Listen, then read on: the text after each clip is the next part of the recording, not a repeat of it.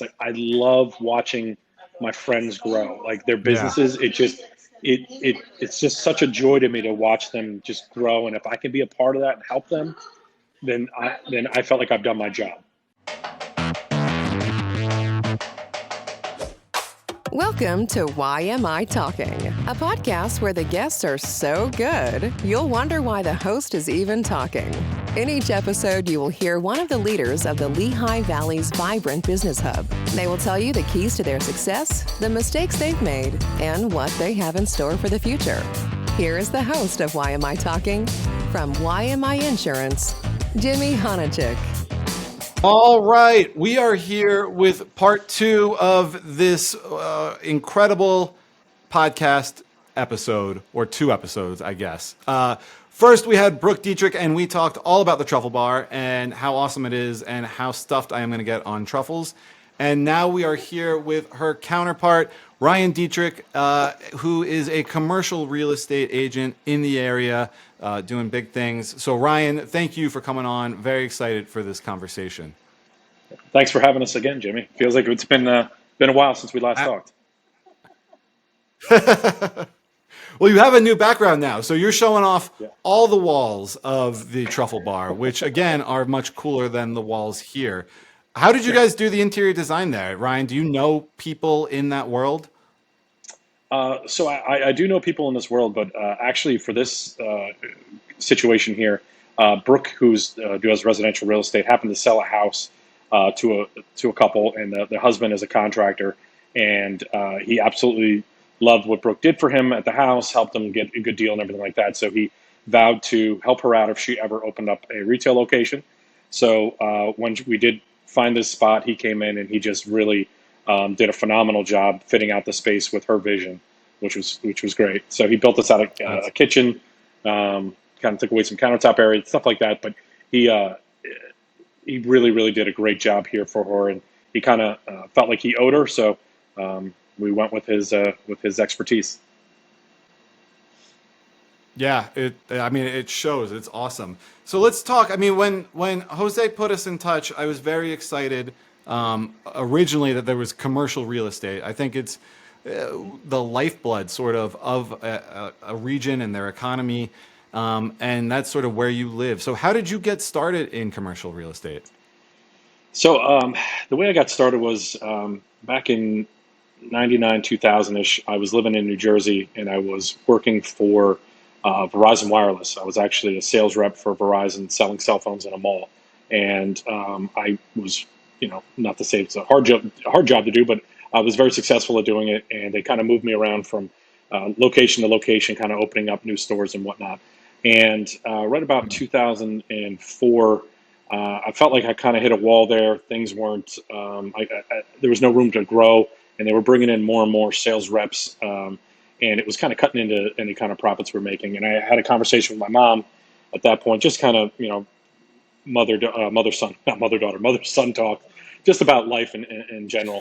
And she's been in real estate since the 80s and was working for a company where she was a real estate appraiser. And she asked me if I had any interest in coming out and working with her and, kind of learning the job. So I said I would give it a shot. So I still lived in Jersey. I was commuting back and forth here to Allentown, and I knew instantaneously that I did not want to be a real estate appraiser.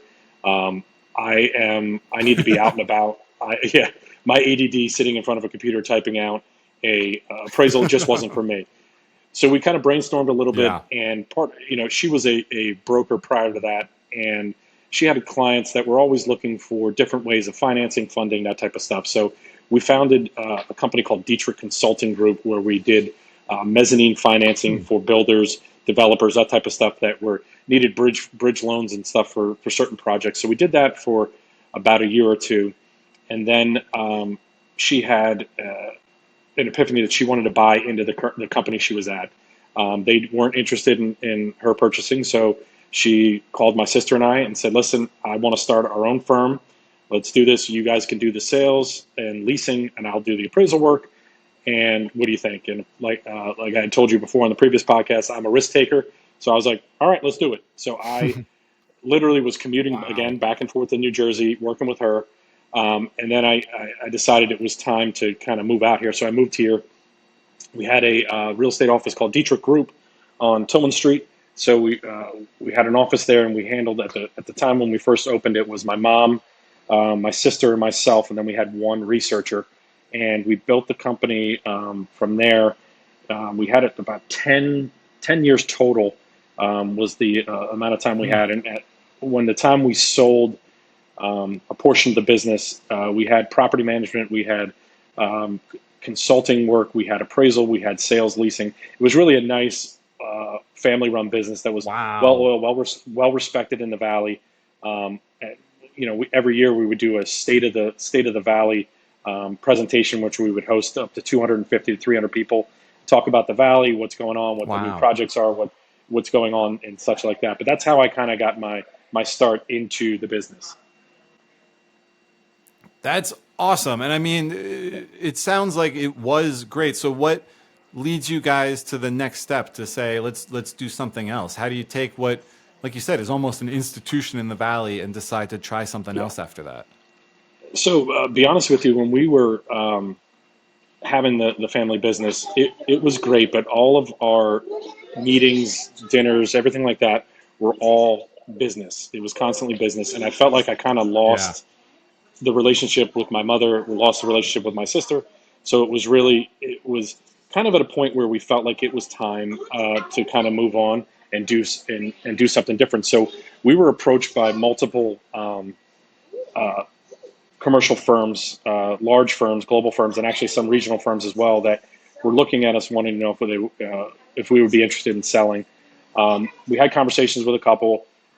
Colliers came through, and at the time, what Colliers wanted was they wanted my sister Kelly and I to come in, revamp their commercial brokerage, their office brokerage division, and grow that part of their business. So, after long, hard thought about it, we sold that portion of our business, which was sales and leasing, and then also the property management. We sold to Colliers and went to work for them we each took a 5-year contract with them to work there.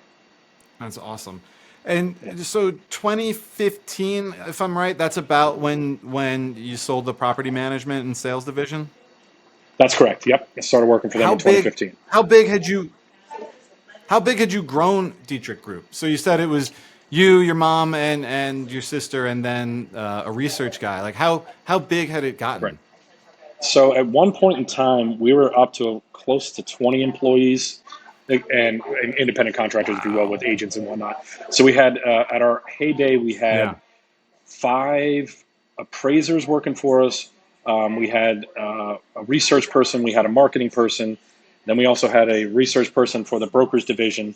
And then the property management division, we had an admin over there. We had 2 workers that kind of did the property management work, kind of the day-to-day handyman, if you will. And then, my sister and I doing it. So it was great at the time. It really was. We were really kind of hitting the ground running, if you will.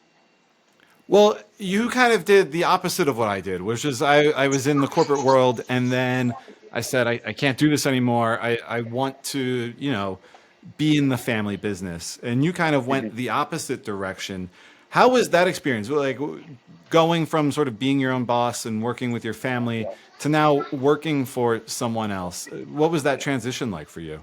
It was, I'll be honest with you, it was a difficult transition. I went from 10 years of having our own business, making your own hours, doing what you want to do, not really answering to anybody besides your 2 partners, which are your family. But coming over to the corporate world, it was a little bit of a shock for me. I had to answer to people. There was more reporting and everything else that I had to do. I also found that in the corporate real estate world, there's a lot more people that are in your pockets, if you will, and that's per se where if you're working on a large corporate deal, let's say, like I'm just throwing an example out here, like a Coca-Cola or something to that effect.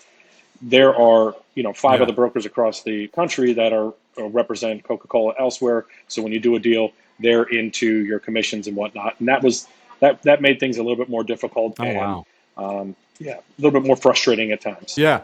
I mean, I asked that question because you strike me as a very outgoing person, as you said, sort of a risk taker, someone who wants to do things his way. And I've got to imagine being in a corporate environment sort of rubs you a different way. Yeah, it was just, I could say it was different. It was honestly, it was an amazing learning experience being able to work on large Yeah. deals, 100, 200,000 square foot office deals, that type of stuff. We were brought in Wow. from, groups from Chicago working on stuff here. So that part, learning experience and understanding the background of corporate real estate was phenomenal. But the other Hmm. thing as well is you can kind of see by my look here, I'm a little different than your typical commercial broker. Yeah. I'm not, super clean cut with the hair parted and the suits and different. I have white glasses. I have a beard.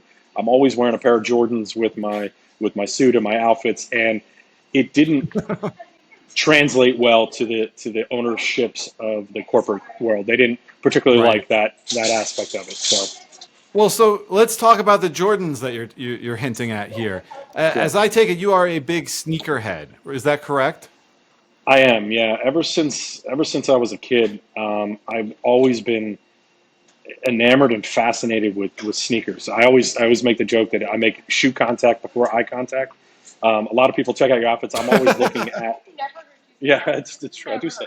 I always see what's on your feet, and it's in sales as well. It's sometimes it's a common ground, like where you see somebody, you're out and about, and hey, I love those Jordan 2s you're wearing right there. Those are amazing. Where'd you get those? And strikes up a conversation.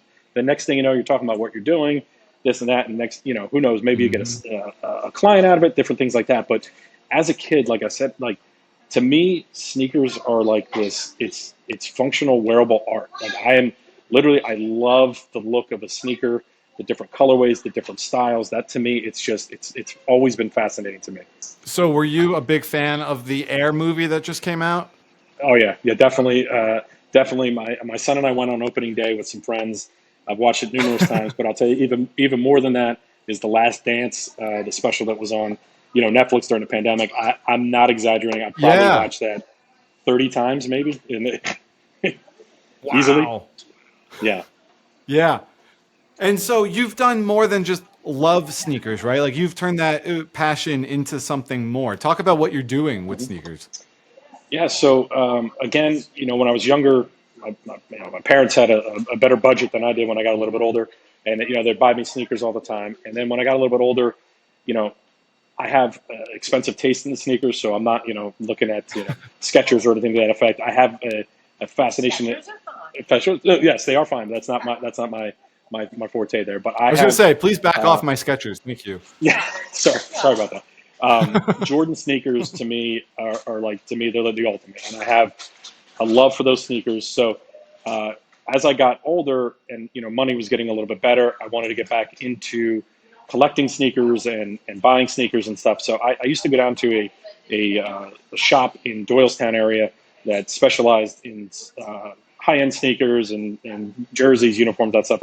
And I struck a friendship with one of the salespeople there. And whenever I needed a pair of shoes or I had this commission burning a hole in my pocket, I would give him a call and say, "Hey, this is kind of what I want to spend, and this is my parameters. I want a Jordan sneaker. What can you suggest?" So he would always come up with something fancy, special for me. And so again, we struck this friendship up. After a while, he had left the sneaker shop and started his own sneaker company called Culture Kicks with a couple of Hmm. his friends. And I was always supporting them, taking them, new business. If anybody's talking to me about shoes, I'd always, focus their attention to talking to them. And just about 2 months ago, they asked me to be on the advisory board of the company because, again, like I said, I've been helping them grow their business, doing stuff. So I'm on the board with it's myself, the founder of. I'm not sure if you're familiar with the app called Whatnot. It's live sneaker auctions. It's actually, excuse me, it's live auctions that you go onto. It's like an eBay, but it's a live auction. So it's video. Somebody holds up a sneaker, Yeah. shoe, could be anything, and they sell them live auction. So they're the number one streamers Oh, of wow. on Whatnot. So they have on the board with me as well the founder of Whatnot, and then we also have on the board with us is Brandon Graham from the Philadelphia Eagles. He's on the board with me. as well. So we're kind of helping them crack into NFL market, different stuff like that, which is fun. That must be like a dream come true for you. It is. It is. It's a fun business. Again, I get to see the latest and the greatest coming out. They find retro shoes and everything like that, and I just absolutely love it.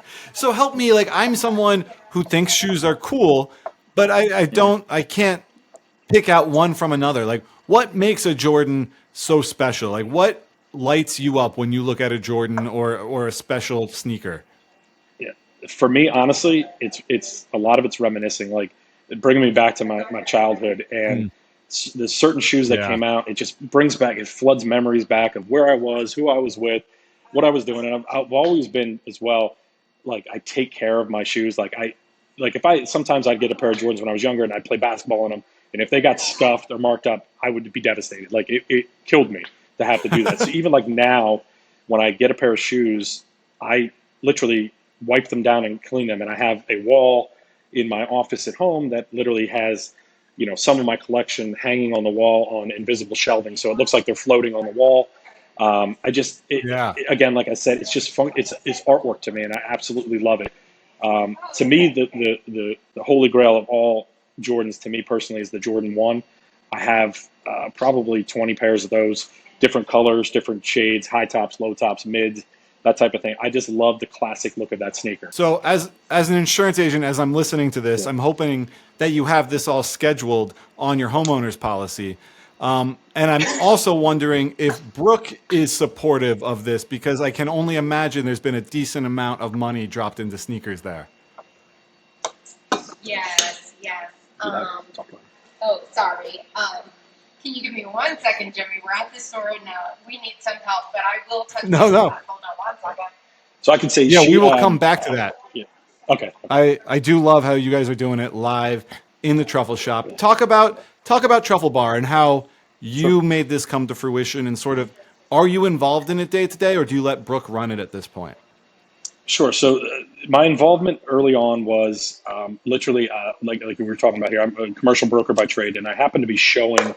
There was a vacant space next door to this to a client of mine, and as I was showing the space, I popped my head into this one, who was a tenant that I actually put in here a couple years prior, and I noticed it was vacant, and it kind of shocked me because I had no idea that they had left. And I saw the space and I looked at it, and I could see the vision of her, turning this into her retail spot. So that was kind of my early involvement with getting her location. On the day-to-day basis, I'm here as need basis. So if she needs me to help out with sales, she needs me to help out with covering certain shifts, I help out as best I can with my schedule. I also I laugh because I call myself the oldest and dad marketing, if you will. I help do her social media marketing for her, and I try my best to stay. I try my best to stay relevant whenever I can. Sometimes I bounce the ideas off our kids, and depending on how many eye rolls I get, I know if it's going to be good or not. Usually, the more eye rolls, the better. Is at least how I interpret it. Correct. Yeah. And so. And Brooke is back here now. You've been doing. I apologize. Oh, hey, welcome back. Thank you for taking care of the customers there. How do you feel about Ryan's sneaker obsession?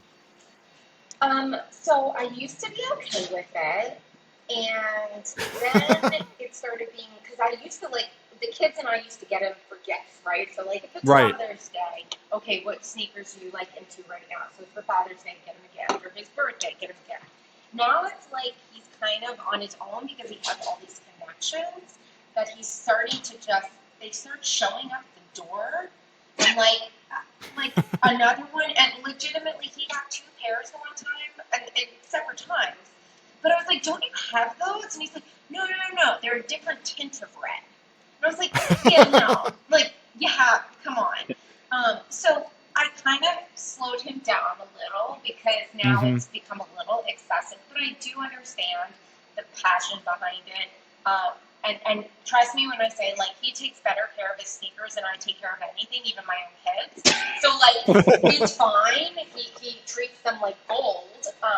I'm just thinking of how much they're going to be worth one day when he can't wear them, when he's really old, and we can like sell them. Oh, I'm gonna be the 90-year-old man wearing Jordan 1 still. Trust me.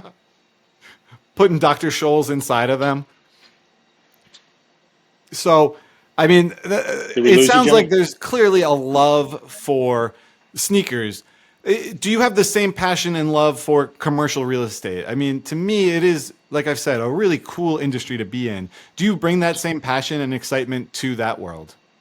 Yeah. So I guess in the passion for the sneakers, it's always been there. I'm passing this off also to my son in a way. He's starting to get into it as well. Oh, get out! Collecting his certain Jordans that he wants. And he's not as good yet at taking care of them as I am.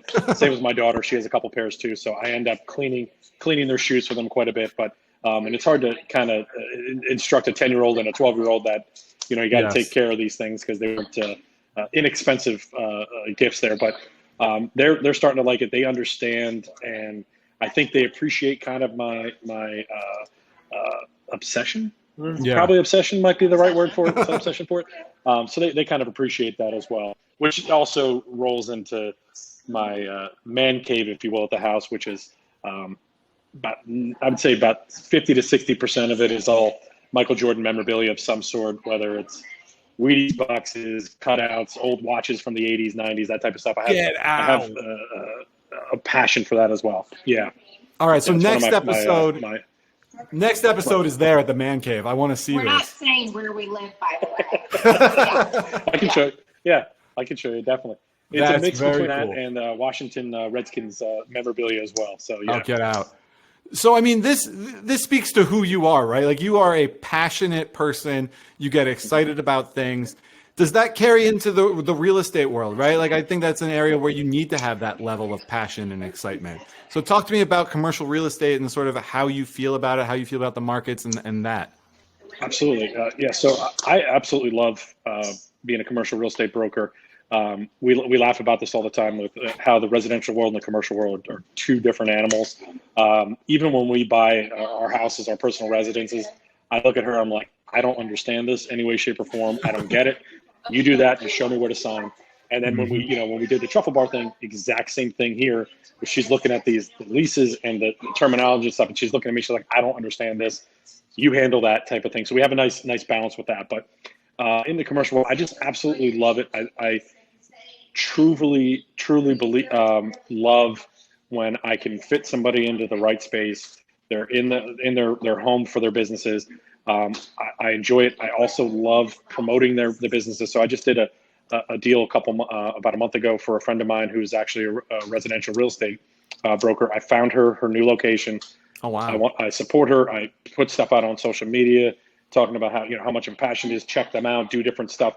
So same thing with my buddy Jose Gill, who has Hamilton Dental Designs. Same thing when they go in there. It's constantly, when I'm out and about, I'm always talking about deals that I've done, not in a braggadocious way, but in a way of, hey, this is somebody else in the Valley doing business. You should check them out. Do this or that. And I have a passion for connecting people as well. I love that aspect of it. And commercial real estate really helps you do that.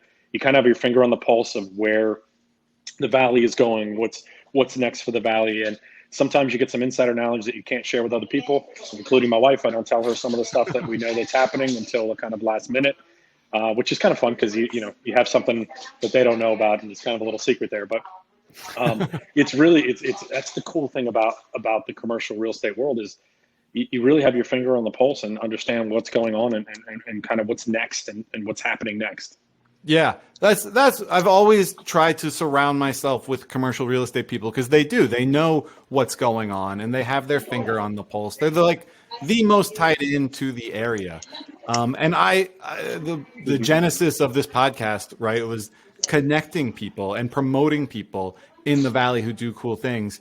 And you do that just, I guess not every commercial real estate broker has to do that, but that's something that you seem to enjoy as well. I absolutely love it. It's like I keep using the word passion, but I'm very passionate about it. I had a conversation yesterday with a friend of mine who has a technology company, and we were golfing yesterday and just kind of talking about his business. And I was telling him, I'm like, hey, I need to connect you with so and so and this person and that person. And just throughout the conversation, he's just talking. He's like, I know we're friends, but why do you do this? And it's like, I love watching my friends grow, like their businesses. It's just such a joy to me to watch them just grow. And if I can be a part of that and help them, then I felt like I've done my job. Mm-hmm.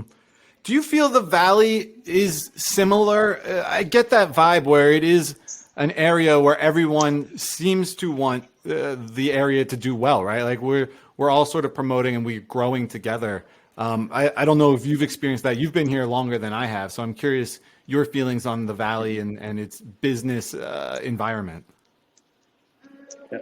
I mean, I came out here when I was about 7 years old when we moved here to the Valley. And I'm telling you, we lived off of Brookside Road and East Penn School District over there.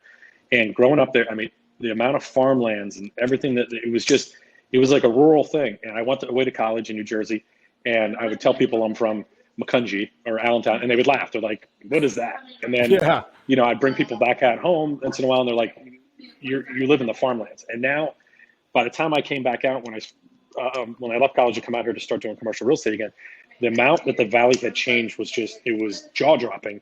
And I just watching this Valley just grow and grow every day. It's really, really cool to see, with the new projects that are going to be happening here on Hamilton with the Jandal family. That project is just going to be amazing. They have, tenants there that they have not announced yet that are really going to make some differences to the Valley. Some people have been asking for years, potentially they're coming here. And it's just so cool, like I said, just to watch this just grow and evolve, and watching different areas go. So for a long time, MacArthur Road was the retail capital, if you will, of the Lehigh Valley. Everything was on MacArthur. Now, if you kind of watch it, and you watch the trends, and you follow what's happening in the township stuff, Hamilton Boulevard is like the new retail capital of the area. Everybody is clamoring to get there, grow their businesses there and everything. And it's just neat to watch. Yeah. See, yeah, you are tied in. You understand sort of what's happening. And it makes me jealous. I'm there at the back end. You get to know everything up front. It's much cooler that way. Yeah. And I agree. Like what's happening on Hamilton, what's happening in the Valley, it just seems all very positive. And I think it comes from a culture of, business owners who care about each other and want to see each other do well. And that seems to be your philosophy as well. So despite the technical glitches, I think we are almost out of time. I don't even know how that's happened. Any closing remarks that you'd like to make before we test Brooke's love and knowledge of you? You passed the test. Now it's Brooke's turn. Yeah, no, I'm just very grateful that you had us on the podcast. It's been a lot of fun for both of ours with Brooke's Truffle Bar one, and this one is just really, really grateful for this. And I think what you're doing is phenomenal too. I watched the other podcast. It's really cool what you're doing, and keep it going. It's great. I appreciate that. Thank you very much. Well, all right. So like I've said, Notch is one of our sponsors. They make those custom cocktails. They are awesome. And you have closed a big deal. You have sold a large plot of land, or I don't know. I'm not cool enough to know exactly what's happening in commercial real estate, but you've done it, right? It's been a big day for you. You're coming home, you're grabbing a drink, you're heading down to your man cave. What are you grabbing? And while you think about it, Brooke, do you have a blank sheet of paper? Yeah, just writing this one. There you go. Okay. I'm trying to think of like what an 80s. This one should be pretty easy. You're not complicated. Go ahead. I'm thinking of like a good. I'm not a big drinker. Okay. But when I do, I mean, there's one go-to, and if she gets it, she wins the prize. I mean, I can't imagine she wouldn't know it, but I'm very. Are you ready? Yeah, I'm ready. All right. So what do we have, Brooke? What did you put? Let's see. Manhattan with extra cherries. And Ryan, what's the answer? On the rocks. That's one thing we did forget. That's the absolute Woodford Manhattan, extra Luxor cherries, because fat guy they're the loves best. Sweets, so I got to have the extra cherries in my drink. Oh yeah, absolutely. So all right, you guys passed the newlyweds test. You guys are clearly like I said at the top. You guys are a power couple. You're both doing incredible things. And it's my honor to have you guys here on this episode. So thank you guys for coming on, and keep doing what you're doing. It's awesome to watch. Thank you as well. You too. Absolutely. All right, I'll see you guys.